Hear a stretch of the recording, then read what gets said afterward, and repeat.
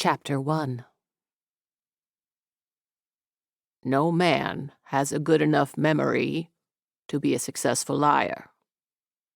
Abraham Lincoln. Rosswood Plantation, Jefferson County, Mississippi, February 4th, 1865. Let the dead bury the dead. Annabelle Ross forced the spade another few inches into the ground, then paused a moment to wipe the sweat from her brow with a dirty sleeve.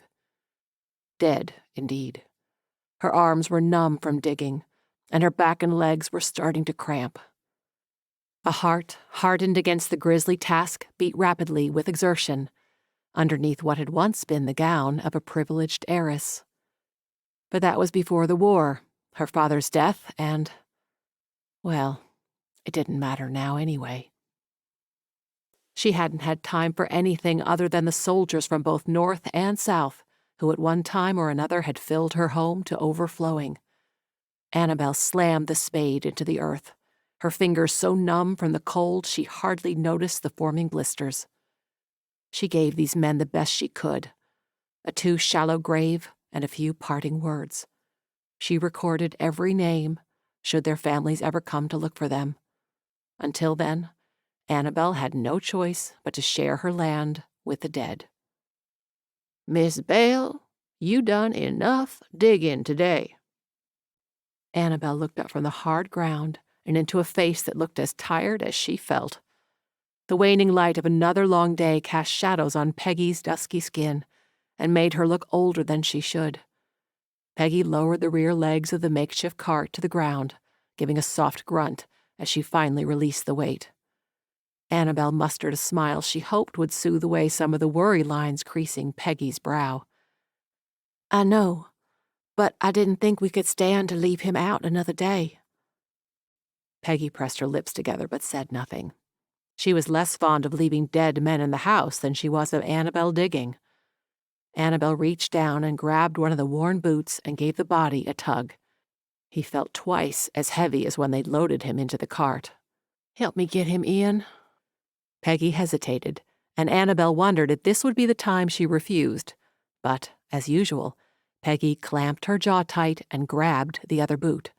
They heaved and struggled until the body fell from the cart, scraped over the rough earth, and finally landed in the hole with an unceremonious thud, just as the sun began to dip below the trees. Annabelle resisted the urge to place her dirty fingers under her nose in a futile attempt to hold off the stench. Peggy sighed. "It's a right shame we ain't got no preacher for them. You sure burying them here is a good idea?" Annabelle pinched the bridge of her nose and let out a weary sigh.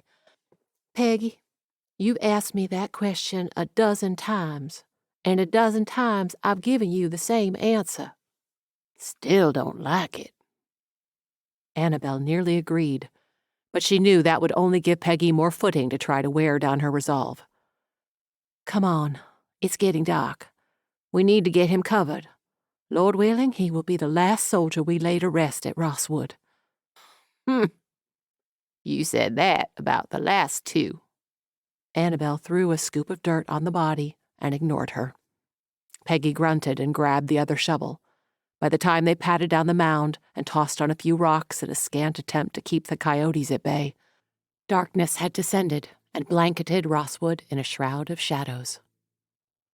"I got some water on the stove, so we can get you a good bath tonight." Annabelle looped her hand through Peggy's arm as they trudged back to the house.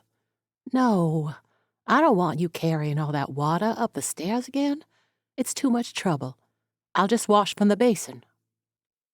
They walked across dry ground that had once sprouted fields of cotton that had made Annabelle imagine what a thick covering of snow might have looked like where Mama had grown up in New York. She'd told Annabelle stories of snow that had fallen so heavy it had blanketed the ground like a quilt, instead of huddling in icy patches as it did here, clinging to the shady places and crunching beneath her two worn boots. "Now, you know your uncle might be here any day," Peggy said. interrupting her recollections of Mama. "'Twon't do for him to see you looking like a field hand and not a lady." Annabelle drew in a long breath of air that smelled like soggy earth and the faint aroma of death from which she could never truly escape. "He's not my uncle," she mumbled. Peggy didn't respond. It was bad enough she'd had to live under grandfather's rule. She didn't welcome Andrew's. She clenched her hands at her side. "What does he expect to find here? Rosswood spent 2 years as a hospital and now is a makeshift haven for the wounded they left behind. Our people have long since run off, and war has stripped us all of what we once were. This place is a wretched waste. What will it matter if I look like a field hand? I work like one." Peggy's fingers squeezed her own, and she knew she'd let fatigue tinge her words with bitterness. Still, Peggy did not chide her because they both knew her words rang true. "Forgive me, Peggy. You're right," Annabelle said, her shoulders slumping as they neared the house. "I should look presentable, even for him. Though I know Father would have preferred his own brother looking after Rosswood until I wed, not Andrew." Peggy nodded, her scarf-wrapped head bobbing in the darkness. "Ain't no doubt of that. But since he ain't responded to your letter, I don't see how you're going to be able to count on him to come instead of Andrew." If only Father hadn't died. Annabelle huffed and turned the subject back to the original topic.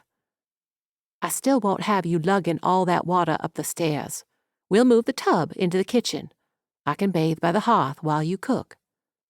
They stepped onto the back porch, and Peggy lifted a lamp from the hook on the post, producing a match from her apron and birthing a tiny flame. Soon the flame filled the chimney with a warm glow, and a shiver that hadn't been caused by the chill ran down Annabelle's spine. She'd grown too afraid of the shadows. The flickering light danced across Peggy's face, illuminating worry lines that seemed to grow deeper with each passing day. Finally, Peggy nodded. "I guess I don't see no harm in it. Ain't like no one's gonna notice." Grandfather had retired hours ago. He'd started staying in his chamber more and sleeping longer. Annabelle suspected he did it to hide how rapidly the sickness was getting worse, or at least try to hide it until his son made it to Rosswood. And Grandfather would be the only one who would care if Annabelle bathed in the kitchen. They turned from the dark house and again descended the steps, 2 of which had begun to sag. Only 2 soldiers remained within, and she'd already seen to their supper and bandages. Surely they would not need her again tonight. Guilt tugged at her anyway, and she paused. Peggy turned. "What's wrong?" "I better check on them once more.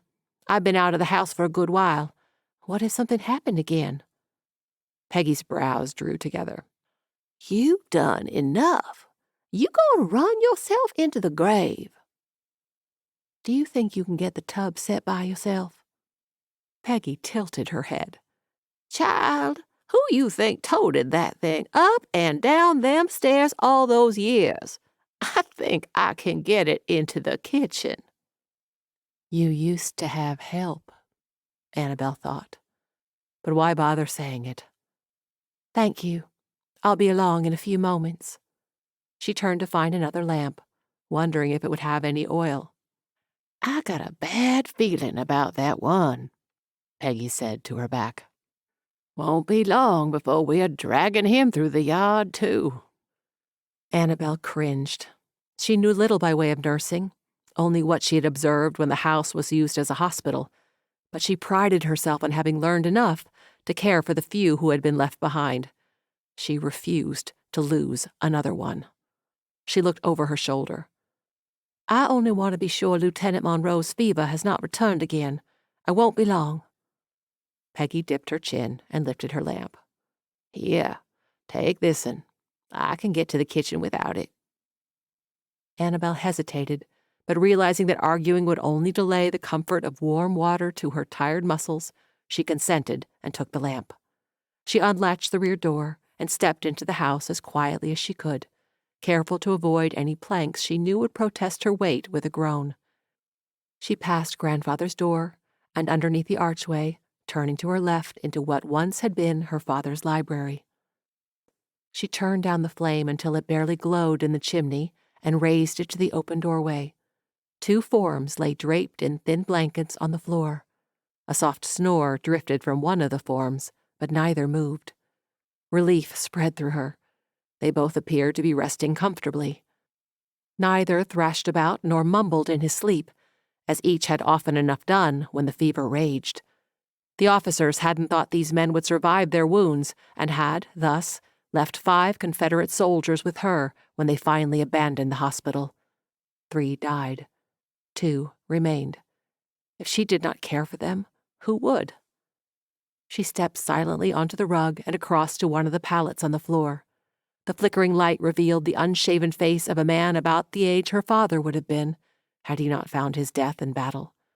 The man's chest rose and fell evenly. Perhaps the fever had finally broken, and he would no longer mumble strange, disconnected words in his sleep. She slipped in between the 2 pallets, positioned so the men's feet pointed to the glowing embers. Annabelle prayed spring would soon arrive and give way to warmer nights, lessening the amount of logs she'd need to chop. She lowered herself to her knees between the 2 forms, telling herself that having only 1 petticoat was a good thing, since it gave her easier movement. Annabelle peered into the face of Private Jack Hansen, who seemed nearly docile in his sleep. He'd lost his right arm at the shoulder and his right foot. She'd been there helping the nurses hold him down when the surgeon had sawed them off, listening to a string of words that would have infuriated her father had he been alive to hear them spoken in her presence. Annabelle lifted the light and checked the bandage around the stump on his arm, pleased to see it no longer seeped. She should check the one on his foot, but that would require removing his covering and— A hand suddenly closed around her wrist, and she drew a sharp breath. "Shh!" Edward Monroe hissed before the scream dislodged from her throat. He dropped his hand. "I didn't mean to frighten you." She snatched her gaze from where it had rested at Jack's feet and whirled around to level it on Lieutenant Monroe's face. He offered a lopsided grin as his only apology for frightening her. She glared at him. "Are you mad? You could have made me drop the lamp," she whispered between clenched teeth. He pulled himself to a sitting position and regarded her for too long. She was much too tired to indulge him in one of his long-winded conversations, so she thought to withdraw before her silence gave him the encouragement to continue. "I know you took it from him." Her heart lurched. Impossible. She narrowed her eyes, wondering if he could see the truth in them in the low light. "I don't know what you mean."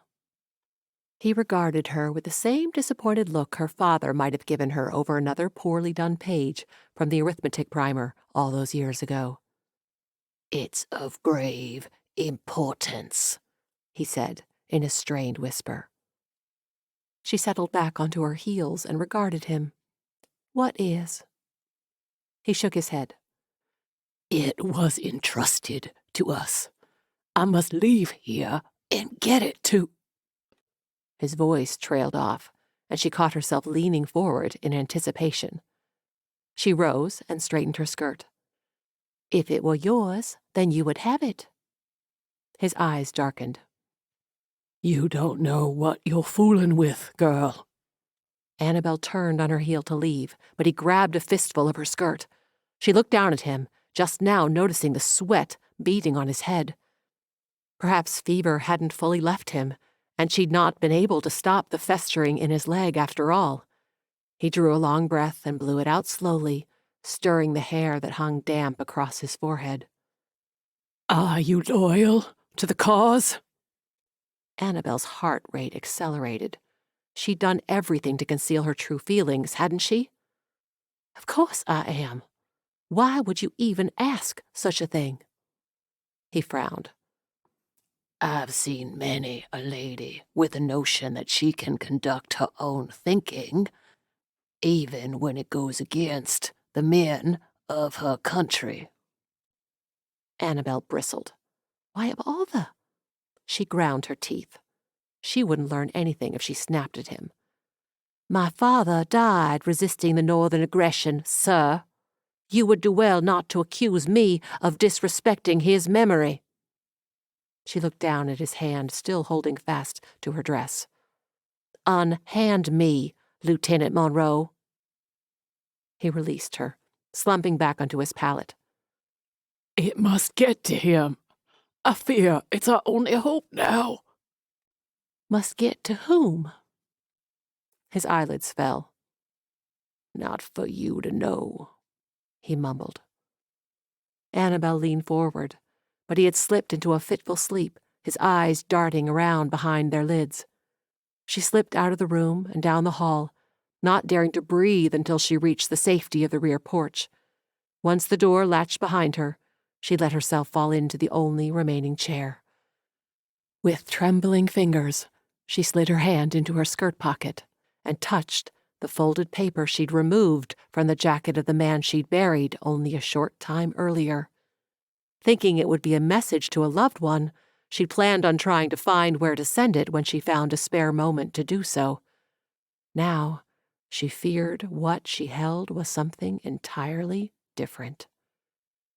She pulled the slip of paper free and carefully exposed the strange message to the dying flame that could no longer hold the shadows at bay.